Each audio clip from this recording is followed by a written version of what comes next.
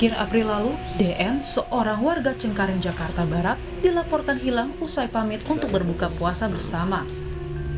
Keluarga mencari keberadaan korban hingga melaporkan ke pihak kepolisian. Dia bilangnya sih sebelum gak ada kabarnya sih dia nginfoin ke saya lewat WA. WA dia tuh terakhir sama saya 5:30. Nah dia tuh WA sama saya dari jam 5 kurang udah WA. WA-nya begini, Sami bilangin sama bapak, Teteh nggak pulang, mau bukber, itu doang sih bilangnya dia sama saya. Oh gitu? Iya. Itu tanggal berapa bang kejadiannya bang? Tanggal 26 dia. Tanggal 26? Iya, dari kerjaan dia itu, nggak pulang ke sini. Terakhir ada kabar itu hari apa bang? Terakhir ada kabar hari Selasa tanggal 26. Tanggal 26 itu juga? Iya, berarti? terakhir ada kabar itu terakhir pokoknya 5:30 aja. Udah ngecek ke teman-teman terdekatnya nggak bang? Dia ikut bukber sama siapa atau habis bukber itu pergi kemana? Ada ngecek-ngecek ke teman-teman terdekatnya juga nggak? Ada, saya tanyain teman-teman dekatnya dia, pada nggak tahu katanya. Nah saya curiga di situ, dia kemana, kenapa nggak balik gitu kan. Seminggu berlalu, keluarga menemukan korban sudah tidak bernyawa di Bekasi, Jawa Barat. Keluarga dan polisi menyimpulkan korban dibunuh atas temuan sejumlah luka. Mengetahui fakta tersebut, kami mencoba mendatangi tempat kejadian perkara. Kami datang ke wilayah Jatirangga, Bekasi, Jawa Barat. Kami dapati di lokasi masih terbentang garis polisi.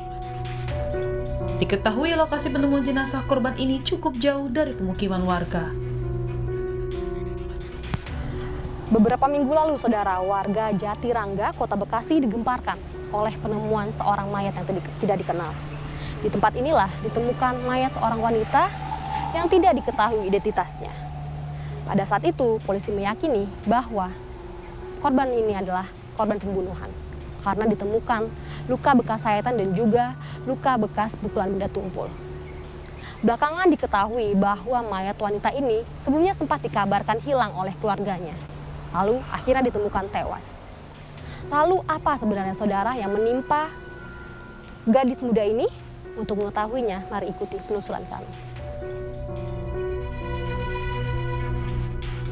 Berdasarkan kronologi yang kami dapati, pada malam kejadian, korban terbujuk pesan singkat dari pelaku yang mengajaknya berbuka puasa bersama. Pelaku menghubungi korban menggunakan ponsel milik suami untuk bertemu di wilayah Taman Mini, Jakarta Timur. Tanpa curiga, korban menerima ajakan dan bertemu dengan pelaku. Polisi akhirnya menetapkan pelaku berinisial NU sebagai pembunuh korban. Motifnya, pelaku kesal lantaran korban memiliki hubungan asmara dengan sang suami. Lalu bagaimana sih Pak akhirnya terbesit untuk melakukan pembunuhan dan kemudian bagaimana akhirnya si pelaku ini memilih tempat itu untuk dilakukan eksekusi pada hari itu Pak? Ya, jadi berdasarkan pemeriksaan yang kita lakukan ya, tersangka menceritakan bahwa pada suatu saat ya, suatu hari dia melihat handphone suaminya ya, kemudian membaca percakapan di media sosial yang ada di handphone tersebut, di mana dia menemukan pembicaraan yang menjurus kepada adanya hubungan serius atau hubungan asmara antara suaminya dengan seseorang yang diyakininya merupakan seorang wanita, karena namanya juga namanya itu adalah sebagai seorang wanita ya, korban yang kita kenal dengan inisial DN itu ya. Nah, jadi dalam percakapan itu tersangka ya mendapatkan kesimpulan bahwa terjadi hubungan yang sudah cukup lama ya dari percakapan di media sosial. Nah, kemudian tersangka memperingatkan terhadap korban untuk menjauhi suaminya karena dia sebagai istri yang sah seperti itu. Nah, selang beberapa waktu kemudian tersangka mendapati lagi handphone pada saat di rumah, pada saat tertinggal oleh suaminya ya. Ini dilihat lagi percakapan di media sosial suaminya, ternyata masih ada hubungan ya. Nah, inilah yang membuat tersangka ini marah ya, kemudian mempersiapkan rencananya untuk menghabisi nyawa korban. Kemudian kan itu tadi motif ya Pak ya. Untuk modus Pak, bagaimana sih pelaku ini mengelabui korban dan kemudian hingga akhirnya membawa korban ini ke tempat yang sangat jauh. Diketahui kan korban ini merupakan warga Cengkareng dan ini kan ditemukan di Cibubur, sangat jauh Pak. Bagaimana sih pelaku ini mengelabui korban hingga apakah tidak ada kecurigaan pada saat itu? Kalau misalkan berdasarkan dari pengakuan pelaku, Pak. Ya, pada saat itu pelaku ya berdasarkan pengakuannya ini menelpon korban dengan menggunakan handphone suaminya. Kemudian memperkenalkan diri sebagai adik daripada suami tersangka ini ya. Nah, ini diyakini oleh korban, ya diyakini kebenarannya. Kemudian dia mengajak ketemu untuk berkenalan. Dan ini disambut oleh korban tanpa ada rasa curiga, ya apalagi dengan alasan untuk berbuka bersama begitu. Nah, disitulah tersangka mempersiapkan alat-alat yang sudah dipersiapkan untuk menghabisi nyawa daripada korban, diantaranya adalah kunci Inggris, kemudian gunting rumput kecil, dan juga pisau. Nah, inilah yang digunakan oleh tersangka dalam menghabisi nyawa korban. Artinya kan memang ini sudah dipersiapkan dan memang murni pembunuhan berencana begitu ya, Pak ya? Iya, betul. Jadi alat-alat yang dibawa ini semuanya berasal dari rumah mereka. Jadi dia tidak membeli lagi di luar, itu semua alat-alat itu ada dari rumah yang dibawa.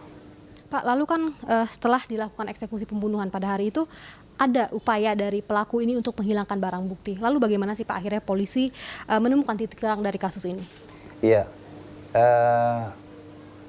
tanggal 26 April tahun 2022 ya, kita mendapat laporan adanya orang hilang. Ini dilaporkan oleh seseorang yang merupakan keluarga daripada korban ke Polsek Metro Cengkareng, Polres Jakarta Barat. Karena korban ini tinggal di daerah Cengkareng, Jakarta Barat. Nah, kemudian dari laporan tersebut ya, polisi melakukan pemeriksaan dan pendalaman, kemudian didapatlah keterangan yang menjurus adanya hubungan yang dekat antara seseorang yang hilang ini ya, si korban ini, dan saudari DN ini, dengan seorang pria, ya inisialnya IV ya, yang merupakan suami daripada tersangka. Nah, dari interogasi itu, dari pemeriksaan itu, memang diakui bahwa ada hubungan kedekatan antara mereka. Nah, pada saat kedatangan dari pihak kepolisian ke rumah saudara IV yang merupakan suami daripada tersangka, ini membuat tersangka gelisah. Tersangka gelisah, kemudian setelah itu tersangka menceritakan kepada suaminya bahwa dialah orang yang telah membunuh daripada korban. Dalam kajian psikologi, tindakan pelaku dipengaruhi provokasi eksternal, hubungan asmara antara suami dengan korban. Pelaku melampiaskan kekesalan setelah mencoba melewati sejumlah fase pemakluman. Tentu saja saya tidak memberikan pembenaran apapun terhadap orang yang melakukan aksi kekerasan, termasuk apalagi kasus pembunuhan. Tetapi barangkali kita juga harus tarik ke belakang untuk memahami ada tidak kemungkinan bahwa orang yang hari ini kita sebut sebagai pelaku, orang yang nantinya kita dudukkan di kursi terdakwa sesungguhnya berawal dari statusnya sebagai korban. Yaitu orang yang sudah disakiti secara psikis ya oleh pasangannya. Nah, persoalannya adalah kita ini acap kali menganggap bahwa luka batin itu tidak seserius luka fisik. Kekerasan psikis itu tidak ada artinya dibandingkan dengan kekerasan secara fisik. Nah, padahal sekian banyak riset menunjukkan bahwa paling tidak yang namanya cedera secara batin itu sama beratnya, sama parahnya, sama sakitnya dengan cedera secara fisik. Dalam penelitian di lingkungan militer tentang fenomena bunuh diri di Amerika Serikat ya, diketahui bahwa sekitar separuh dari kasus bunuh diri di kalangan militer Amerika Serikat disebabkan oleh perselingkuhan pasangan. Ini kan menunjukkan bahwa sekali lagi yang namanya perselingkuhan dalam kurung kekerasan secara psikis, luka batinnya itu sekali lagi paling tidak sama parahnya, sama menyakitkannya dengan luka secara fisik. Oleh karena itu, maka sekali lagi betapapun hitam putihnya persoalan dari sudut pandang hukum sudah jelas ya siapa pelaku siapa korban, tapi ada sisi psikologis, ada dimensi kemanusiaan yang barangkali akan bisa kita sibak dan mengundang empati kita bahwa orang yang kita sebut sebagai pelaku jangan-jangan dulunya adalah korban. Korban yang melakukan perlawanan sampai kemudian akhirnya malang dia bergeser posisinya menjadi seorang pelaku. Pak, lalu kan bagaimana seorang tadi yang bisa kita sebut korban ini kemudian nekat berbuat kejahatan bahkan kriminal dan akhirnya sekarang membuat dia menjadi pelaku gitu. Kenapa hal apa sih Pak yang bisa dikatakan untuk men-trigger ia akhirnya nekat berbuat gelap mata begini, Pak? Ya, hari ini kita hanya melihat si pelaku ini sebagai orang yang tidak bisa mengendalikan amarah ya, yang tidak bisa mengendalikan murkanya sampai kemudian sampai hati mencabut nyawa orang lain. Tapi kalau saya akan memandang luapan emosi ini tidak sebagai emosi tunggal. Saya akan melihatnya sebagai sebuah mata rantai. Jadi ada sebuah pola, ada sebuah dinamika dari episode emosi yang satu ke episode emosi yang lain. Jadi mari kita urai ya rangkaian emosi itu. Ketika seseorang mengalami kedukaan, mengalami kesedihan, luka batin atau sejenisnya, maka fase atau episode pertama yang akan dia lalui adalah fase denial. Artinya pengingkaran. Bagaimana dia ingin mengatakan, itu tidak terjadi pada saya kok. Itu kan hanya omongan orang. Tenang saja, saya akan bisa mengatasi situasi. Ini tidak semenyakitkan yang dibayangkan. Tuhan akan memberikan cobaan, Tuhan pun akan memberikan jalan keluar. Semuanya tanda petik adalah pengingkaran semacam itu. Jadi dia mengandalkan isi kepalanya untuk mengatasi situasi. Kalau ternyata fase pertama alias fase pengingkaran ini ternyata tidak bisa meredakan hati dia, maka dia akan masuk ke fase kedua, yaitu fase amarah. Pada fase inilah ada kemungkinan seseorang akan berperilaku eksplosif termasuk menyakiti bahkan membunuh orang lain. Nah, kasus ini ketika si pelaku melakukan pembunuhan terhadap korbannya, saya bayangkan dia berada pada fase kedua, fase amarah, anger. Yang ternyata barangkali juga kalau tidak keburu diamankan oleh polisi, barangkali dia akan berlanjut ke fase ketiga, fase bargaining. Di fase tawar-menawar, fase bargaining ini dia mencoba mengkompromikan isi kepala dengan isi hatinya. Nah, kalau fase ketiga ternyata juga tidak bisa mendatangkan ketenangan, maka bisa saja yang bersangkutan masuk ke fase keempat. Fase keempat ini sama bahayanya. Fase keempat ini disebut sebagai fase depresi. Kata para ilmuwan, depresi merupakan pintu gerbang yang ideal bagi aksi bunuh diri. Jadi kita bisa bayangkan, pada fase anger, pada fase amarah, dia barangkali akan menyakiti orang lain, membunuh orang lain.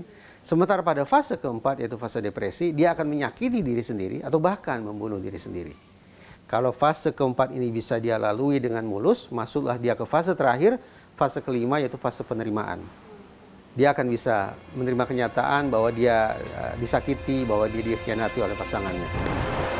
Saudara, siapa sangka cinta segitiga ini berakhir tragis dengan tewasnya korban DN yang merupakan kekasih gelap dari suami pelaku.